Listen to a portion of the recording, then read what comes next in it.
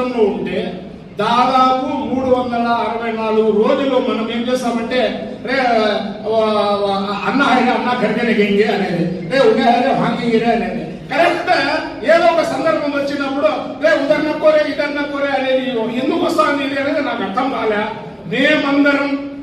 మేము ఏ రోజు కూడా సంక్రాంతి పండుగ కానీ, లేదా వినాయక చవితి కానీ, లేదా ఏ కార్యక్రమం మన లక్ష్మీ నరసింహస్వామి తేరు కానీ మేము కూడా పోతున్నాం.